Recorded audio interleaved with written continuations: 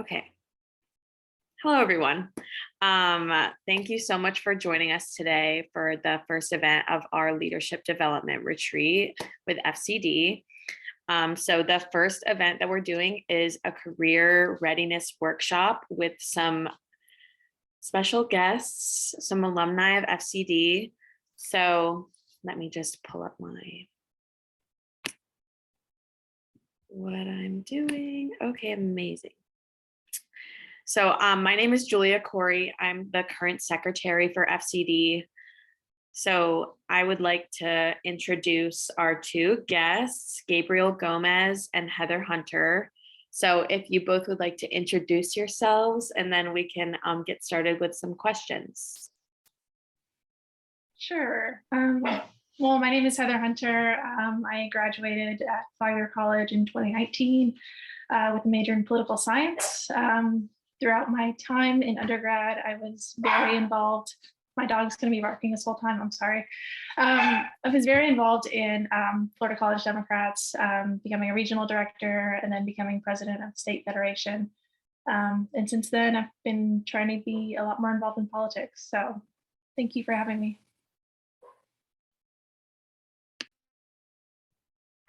Hello, everyone. I'm Gabriel Gomez, and I'm class of 2020 UCF College Dems alumni.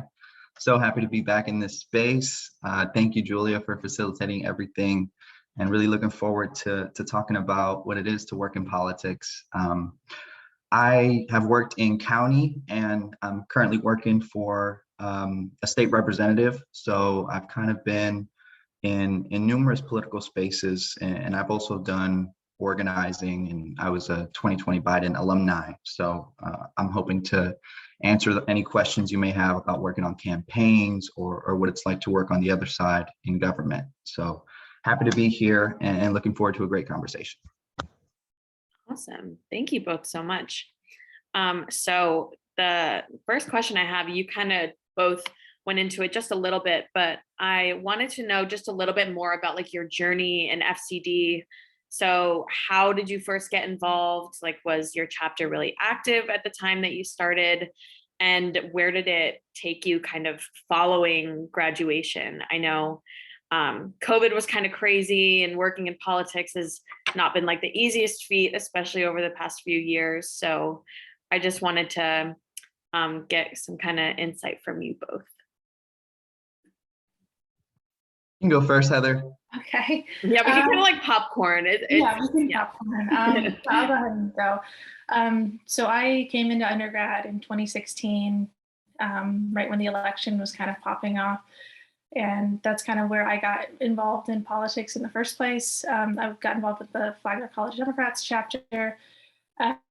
We started campaigning for Hillary Clinton, doing canvassing, phone calls, all that sort of stuff. And then once that kind of changed and ended, I started getting involved in a lot of local campaigns for AJ Perkins, some city commissioners, and just random races that I could get involved in. And then I got more kind of integrated into FCD, going to conferences, meeting some new people, becoming a lot more integrated when I became a regional director, as I mentioned, of my area, which is kind of St. Augustine, Jacksonville area. And then in 2019, I became the president of the Florida College Democrats, which is also a pleasure to have. And yeah, I've kind of just been doing politics, since then. And after graduation, I moved up to Tallahassee to do some lobbying for the Florida Democratic Environmental Caucus. And so that's kind of what I've been doing since. Yeah, and I entered UCF. I knew I was going to study political science, but I wasn't exactly sure where it would take me, like a lot of us, I'm sure. So in 2017, I joined the College Democrats. Akushla was there. Akushla was on the board. And though the first year I was just a member, I got a spot on the board. And from there, I want to say the club really took off. UCF's College Dems. In 2017, I believe we had, a membership of 20 or less. And shortly after, I want to say about a year later, we were welcoming 80 people to our first meeting of the semester. And we had, don't remember exactly, maybe Dylan or Akushla knows, over 50, over 60 membership, or over 60 members paying dues. So it was cool. That was probably the best experience of my college career, just because the people that I met there, UCF is sort of it's in the heart of Central Florida. So I got to experience campaigns coming and try to turn out the student vote. And eventually just being involved and being around the Florida Democratic Party led me to become a student organizer. And shortly after, not shortly after, a year or two later, I was joining the Biden campaign. But I know that's the next question, so I'll stop. I graduated in 2020, and that was around the same time that I was working on the Biden campaign. All right, awesome. So I know, Heather, you said something about like campaigning for Hillary Clinton in 2016, and kind of after the 2016 election, I know the morale was kind of low. There wasn't a lot of, as soon as Trump was elected, it was, I don't know, I definitely felt like I was scrambling like politically, because I didn't really know like what there was left to do now that like he had been in office. So when you were applying for jobs, whether that be like on a campaign staff or doing like volunteering, what was that like climate like, especially between, I guess that's a really long, wide range, like 2016 to the start of COVID, I guess.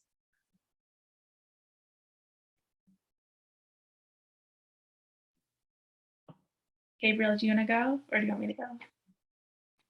I'll take that one first. Yeah, definitely. As a Mexican American, the 2016 election was sort of a confirmation that this country was not a country that wanted me here, or at least that's how it felt. So in 2017, or just that whole era, it was an era characterized by, white backlash. And so there were discussions on a college campus, and coming from Naples, Florida, it's not exactly a safe haven for progressives. So I was coming to UCF expecting a lot more, expecting to experience new people and new ideas. And I did, except I didn't expect those ideas to be, ultra conservative. And so Trump having that big of a platform, it did affect everything, local politics, state politics. It just changed the culture, and it sort of, it made vulnerable populations and marginalized groups sort of second guess their place here. And the only, or an effect of that is, thinking that white privilege doesn't exist, thinking that we're in a post-racial society. And it was the job of people on the ground, whether you were working on the Biden campaign, state or local, it was our job to kind of remind people what democratic values are. And, that was an important role, being the resistance. And, now that we're on the other side, you can see exactly how the hearts and minds of people, it gave me a newfound confidence in them. Seeing record turnout in 2020, it was the most people that have ever voted in an election. So, we didn't go without our obstacles and our challenges, but we proved that, the Democratic Party does represent most of America. And so that was a really hard but special time for Democrats. Yeah, I completely agree. I know the night that Trump won, we had a rally outside of our Lightner Museum, which is in our historic district downtown in St. Augustine. And it definitely was a pick-me-up, just because, that whole night we had suspected a different result, and then to get the result that we did and to immediately kind of spring into action, that kind of gave me a lot of hope. And St. Johns County it's leaning red, very red, but we do have a strong base of Democratic voters, and the Democratic Party there is just very wholesome, and it's got a lot of people who really want to make a change. So I never interned for a rep or anything, but interning with the Environmental Caucus, which I did in 2020, that was a really good experience for me, and it again kind of helped me energize and find a new passion for myself after I graduated from FCD. Yeah, absolutely. I love that happened after the election outside of Leitner. Okay. So at the start of 2020, I know, Heather, you said you were gonna intern for the Environmental Caucus, and then March hit and everything kind of shut down everywhere. And there was a lot of uncertainty, and people lost their jobs, or everything was put on hold. So politics or no politics, in terms of the jobs you were looking for, how did that kind of affect your search? So my story might be a little different. Like I said, I was interning at the Environmental Caucus up until session kind of got cut short. And then it was kind of just a lull in my kind of career. It was a lot of job searching, a lot of interviewing, a lot of, wishing and hoping that, this random job out of nowhere accepts me. I was lucky enough to just get a job at a pet store, when everything was shutting down. They had all of their people quit. So I was able to kind of slide in there and, at least have a job. So I'm very thankful for that. And then in May, that's when I decided to run for office. So that was kind of two jobs in one, probably 60-hour weeks that I would work, traveling back and forth from the district to my job every week. So in a way, COVID kind of helped me get a job, 2 different jobs. It was, I don't know, it was very different, but the pet store definitely saved my life. I'm glad that I got to work there, and then I'm glad I got to run for office. But yeah. And on my end, I had a little student job. It was a part-time job with the Florida Democratic Party in 2019. I started there in September, I believe. And it was a great gig. They paid you a living wage. It was 15, and you only had to work 5 to 10 hours a week. So it was perfect for me. And I was doing, at the time, I was VP of College Dems. So I was spending a lot of my time there at the university, registering voters, building connections with other registered student organizations. And COVID hit, right? And when COVID hit early in March of 2020, no one knew what was coming. And here I was, supposed to graduate that summer. And now, I just kind of get ripped out of my last semester. So it was a difficult time. I had my own way of coping. I kind of retracted, like a lot of people did. But luckily enough, that May, someone from the Florida Democratic Party reached out, and they were close to establishing the Florida arm of the Biden campaign.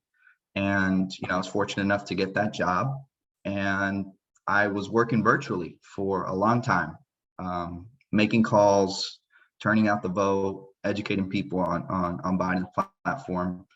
And I was just really blessed, and I would say I owe it to College Dems.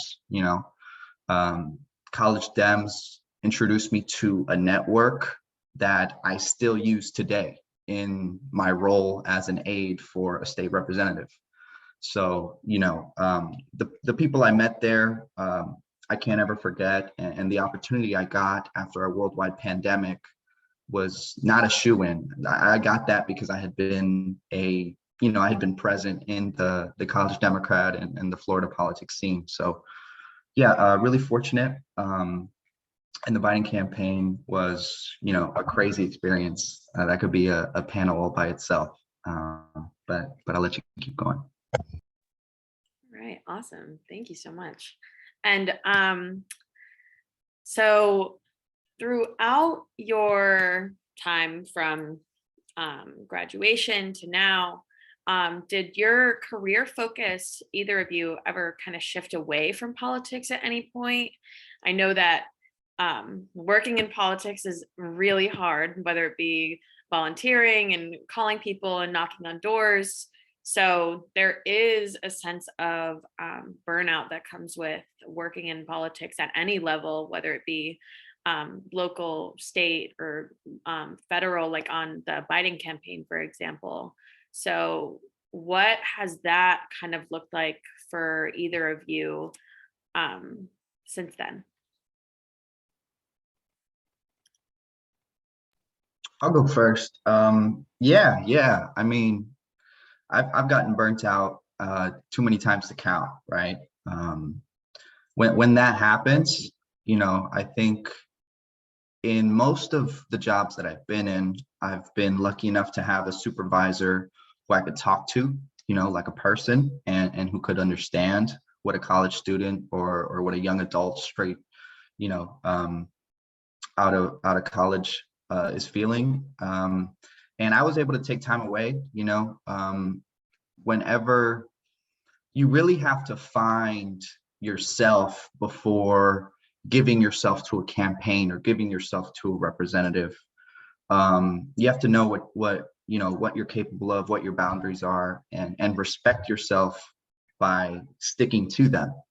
And a lot of times that may be hard because the person you work for, someone you admire, it's someone, who you think you owe a lot to. But, the work, something I always tell people is the work is always going to be there. There is always another fight to be had. There's always progress to be made, but you can't keep going unless you take care of yourself. So, and even now, I'm trying to do a better job of taking care of my mental health. That's super underrated. And, in politics, you need it because the emotional fatigue is real. You get desensitized to all the horrible things that are happening. And you have to learn to take time to yourself, and really surround yourself with people who uplift you, not who will drag you down into, the negative aspects of working in politics. Yeah, I completely agree. I've kind of taken a break from politics at the moment, at least when I was working at the pet store. And then now I'm working at a government consulting firm. So we're working kind of with the American Rescue Plan, local SHIP programs, kind of grants to help rebuild homes for lower income families. So that's been interesting politically, being able to speak with like county officials.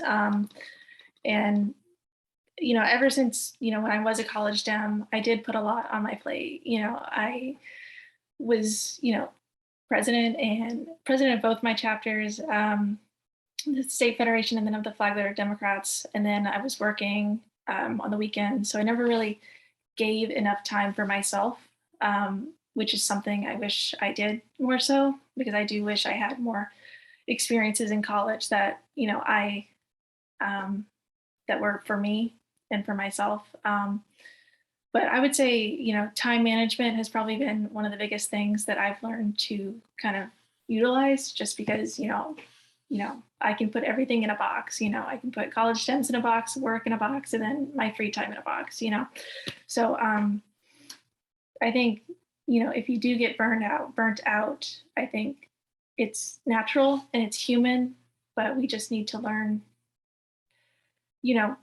not to give too much of ourselves to something if it's going to do that to us.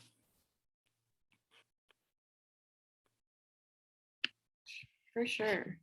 Yeah, I definitely think that self-care aspect is really important, especially being in a global pandemic and there's a lot of isolation and just so much that was kind of taken away. But anyway, so kind of shifting gears a little bit to just being a college student in general and being a college graduate.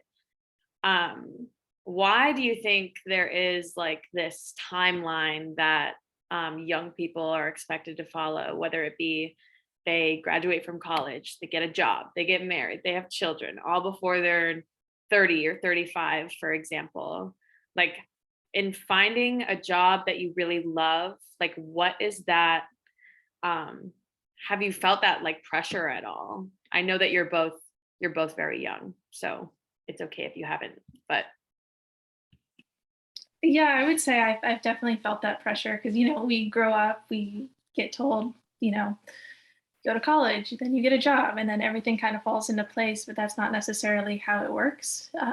You have to work very hard if you want, you know, the job that you want right out of college. You have to make the connections, and you have to also kind of discover yourself because you're not necessarily um, your full self just yet. You're still figuring yourself out. I'm still figuring myself out. I recently started grad school and for political management. So that's kind of taught me that, you know, there is time for these things. Thank you, Julia. And, connections. I just want to say connections are everything if you want to get a job in your supposed area. My professor told me to get 500 plus connections on LinkedIn. And if this is just an offer, if anyone needs to add me on LinkedIn, go ahead and do it. I'm happy to, if you have anyone or if there's anyone in my connections that interests you, I'm happy to introduce you to them. I would say, I'm not sure why that timeline is. I think we're just it's just been run the mill since we were young, and I don't necessarily think it really is true anymore. I think there's a lot more factors involved. Yeah, I agree with you there, Heather. I think the timeline exists because of capitalism. This expectation, right, that we need to have everything right after one another and just, sort of coast for the rest of life after that. I don't know how true that is, and I don't know how real that is for our generations anymore. We haven't had a federal minimum wage hike in over 10 years.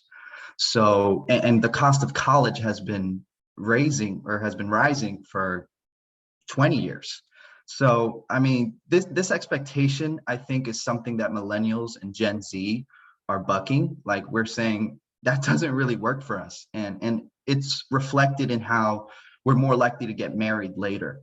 We are less likely to settle for a job that we don't love, right? And when I was in college, I mean, I was super stressed out, right? I definitely let the pressure get to me. And I had these other dreams, right? Like I wanted to go to law school. I wanted to take the LSAT that year. And it was stuff that I didn't get to, but that I learned to live with, because here I was, upset at myself for not completing my goal, but I was working in politics. I was happy where I was growing connections. And, it's really about your own timeline. Society is always going to have expectations, and I think a lot of times they're pushing the wrong ones. So really, it's about where you are right now. Are you happy? Do you see yourself, using this as a launching pad for your next opportunity? And try to. I know the pressure's always there, but try to sort of look at it from a bird's eye view, and hyper focus on yourself. absolutely. I couldn't agree more. So, so right now, where are you both at when it comes to, are you happy in the job that you're in right now? Are you looking towards the future long term? Or are you just kind of like going with the flow and seeing where it takes you? I know we just talked about like the timeline thing and like the pressure, but how are you both feeling like currently based on like everything that you both have said? Yeah, right now, I would say I'm happy where I'm at. I definitely have my eye on the long term, a couple years after graduating, and I found a role that I like. I'm an aide to a state house staffer, or to a state house representative.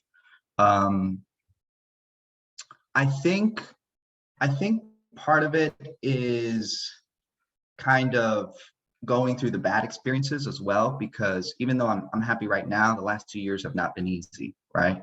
And I've had jobs where I wasn't valued, where I would, give myself or exert myself all throughout the day and get nothing to show for it after. I think, what I look for now when it comes to jobs is the right environment. And if you're in the right environment, you're going to be put in a place to succeed. So right now I'm in the right environment, and I'm proud of who I work for, and I have a lot to look forward to, but that's because of the experience I've gotten through the jobs, good or bad. I don't want to say like I dislike my job, but I do think it is a stepping stone for me. I do plan on moving to DC in August, and hopefully finding a lobbying job in maybe clean energy would be really great. Thank you. And so it is teaching me, I've never really worked in an office space before, so it is teaching me and giving me some lessons on, how to work in that sort of space and how to communicate with people in that. And so, don't hate it, but I do, I can't wait until August or, whenever I'm able to kind of go that next mile and get to where I'm actually trying to be.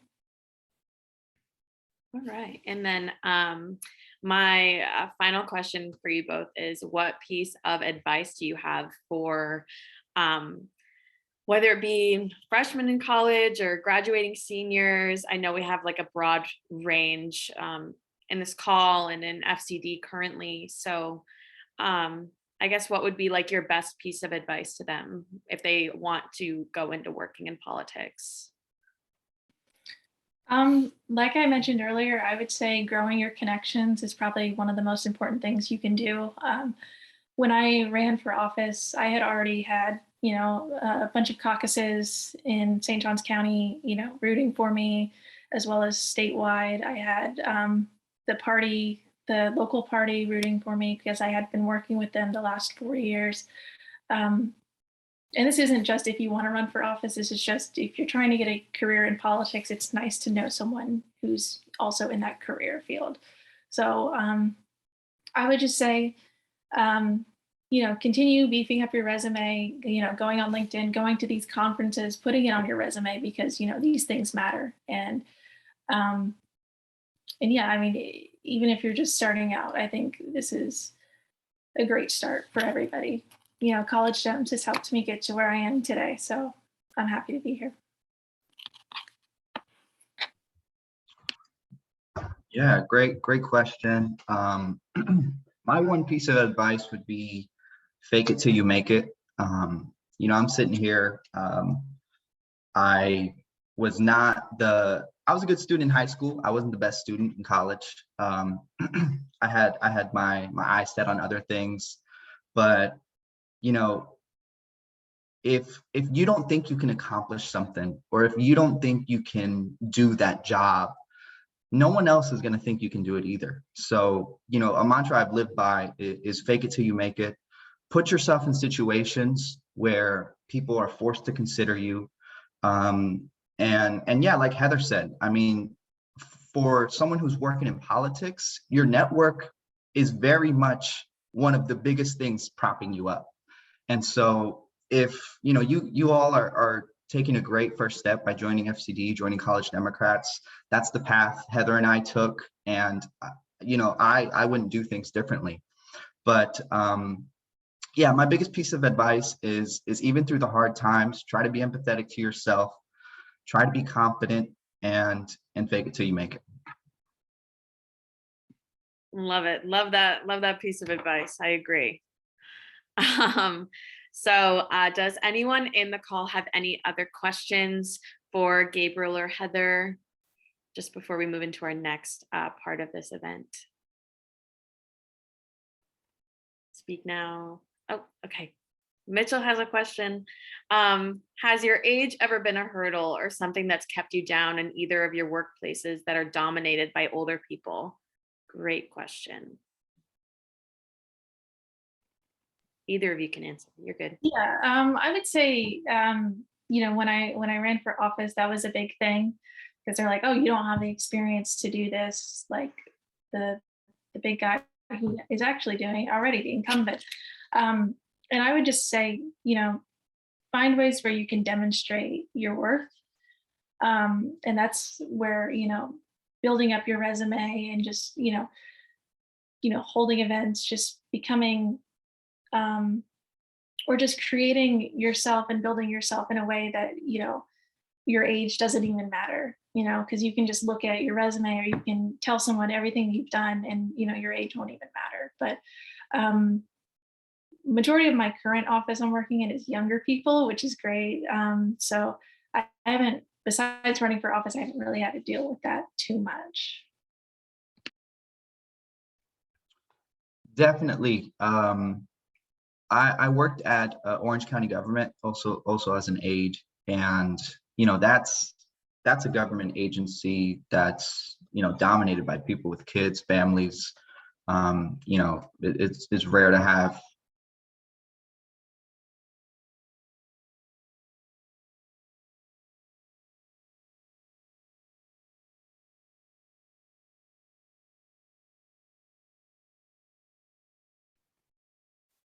I think you froze on us, Gabriel.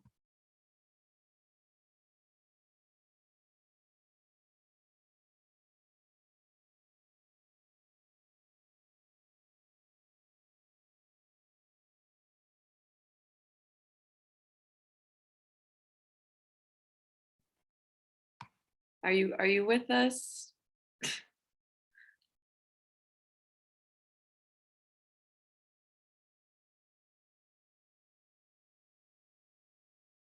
Oh, okay. All right. Well, I'm sure. Oh, wait. He's back. Sorry, I don't know why I got kicked off. No, you're fine. Sorry. Finish your thought. You froze and then, yeah. Yeah, I was gonna say, yeah, I'll keep it short. We're in 2022 now. I think being young is a strength. We know things, Gen Z, millennials, we know things that Gen X and the boomers, they scoff at, they scowl at it. But use your youth as a strength, and people will come around. Absolutely. Well, thank you both so much for joining us today. This was a great conversation. Thank you for taking the time out of your days. I know life is busy and crazy, but it was awesome that we got the opportunity to talk with you both. Thank you so much. Of course. Yeah, thank you. This was super fun. I'm gonna drop my info and my state reps info in the chat. And if you guys want to reach out for anything, please feel free. Thank you. And then our next part of this event is just going to be a short presentation that I came up with. You both are free to stay or go if you'd like, but and I know we're running out of time, so let me just set this up really quick and then we'll get started.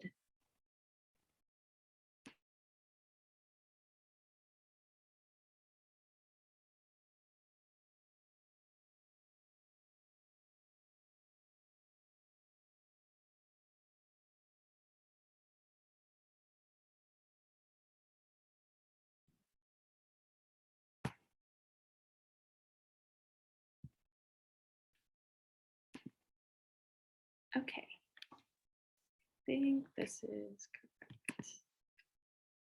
Okay, can everyone see this? Yes, I hope so. All right.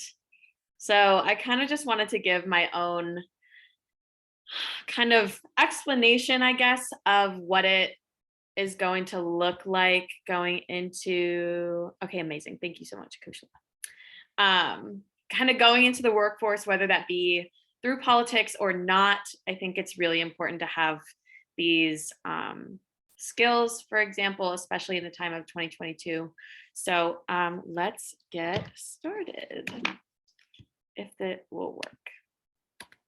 Okay, so what is a career in 2022, especially if you are graduating or just going through the motions, I guess, in college? It's really important to know what the job market is going to look like once you graduate.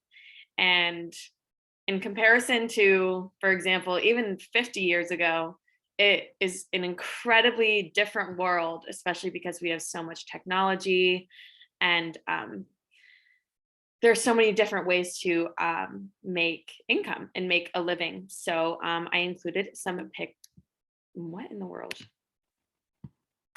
Okay, there we go. For example, machines like this that were manually operated obviously are all automatic now, automatic machinery. So that means that people are given a lot more creative freedom in their income choices and jobs. So I think it's important to kind of recognize all aspects of that and all directions you can go. So kind of going, it was funny, we talked about pressure. This was something I was thinking about when I was making this presentation. There is this like endless cycle of pressure, especially for young people, to pick a major in college and get a good GPA. And if you're going to grad school or law school right out of college, making sure that you're preparing for the LSAT or the GRE, and while also getting extracurriculars and being in honor societies and building your resume, things like that. But you also need to find a job that you love and makes you a lot of money so that you can make a living for yourself. So it's just a lot. So kind of shifting gears into what working in politics kind of looks like, especially if you haven't had like a whole lot of experience in it. It really starts at the ground level, right in your backyard, working with your local DEC or interning for your local representatives. That has been a really great resource for me, just knowing who my representatives are and knowing that I have their contact information if I ever want to get into a re-election campaign or something like that. So, and like I said, the opportunities are endless when it comes to being between a policy analyst or being a social media manager for a representative. So I'm going to go into a little bit more of like careers that can be involved in politics, but you don't have to be like directly on like a political trail. But that includes like being a paralegal and being like an economist if you're into that. But yeah, I want to make sure I'm not running out of time. So yeah, if you have any questions during this, please feel free to ask them in the chat if this will work. Okay, so I wanted to talk a little bit about the career politician epidemic, because I think it is something that especially young people working in politics can very easily fall into, because their goal is to be a representative or a senator, or even get to working in DC and be the president or whatever. But I think it's really important to have a variety in your resume and make it a little bit more dynamic, especially because times are always changing and I think technology is always evolving. There is that pressure to do better and be better and have everything on a resume, but I think like at the bare minimum, this is an endless cycle with career politicians because, and that's why it's a derogatory term kind of used in campaigns, because a lot of politicians will claim that they're just like us and that's why you should vote for us. But most of the time they're really not like us at all. And I think that we as young people in college and like soon like recently graduated age, kind of like 18 to 24-ish, we kind of have the power to break that cycle, especially because the voting block of 18 to 24-year-olds is always growing. So yeah, I just think that that's really important. And I like what Heather said about being deemed inexperienced or like unfocused because you're younger, but I don't think that that has anything to do with capability. So that's just an important thing to consider. And I'm running out of time, but kind of avoiding this, I think it's important to recognize how many different fields of study can be related to politics. So whether that be working in law as like a paralegal at a law office, or going to school to get your JD and then working as an aide after or something like that. So you have that experience of looking at law and looking in policy and things like that. But like history and then all different kinds of communication, I think are important in politics, especially now that like social media, for example, has done so much between like citizen journalism and how politicians are kind of forced to be on social media now, because that is where such a large voting block is, if that makes sense. But I think it's really important to find what you're interested in first. For example, just like going off of like my experience, I was a political science major for 2 years of college. And then I was kind of looking to the future and I was like, I don't really know if this is for me. So I ended up changing my major to journalism because I'm really interested in political media and how broad that range is, if that makes sense. So like between left-leaning news sources and right-leaning and moderate, I like focusing on all of them because I think it's so interesting. So that's just like one example, but you can do anything. And I think you can tie it back to politics because it is such a dynamic hub of information and possible career paths.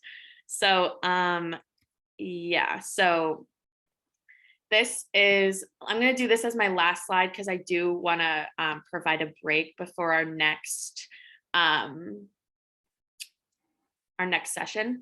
So this is all about kind of using what you know. So no matter what your major is in college, I think it's really important to look back and kind of see what, for example, DEMS has done for you in college in terms of like skills, whether that be public speaking or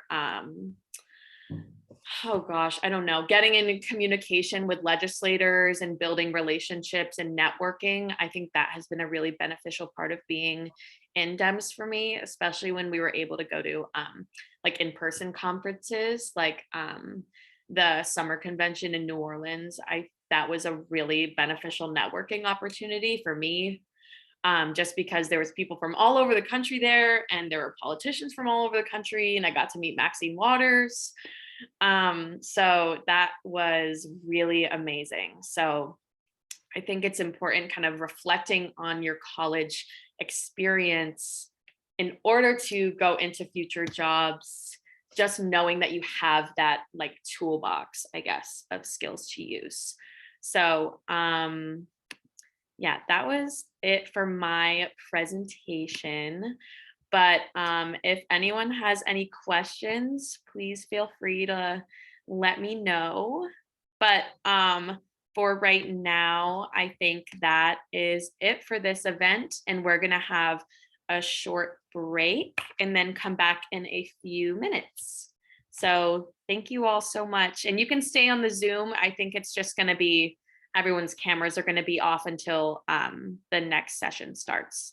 So If you have any questions, please feel free to reach out to me at the email, or at my email for secretary@flcollegedems.org, or in the chat, because we'll be on here all day until the keynote address at 5. So thank you all so much for coming.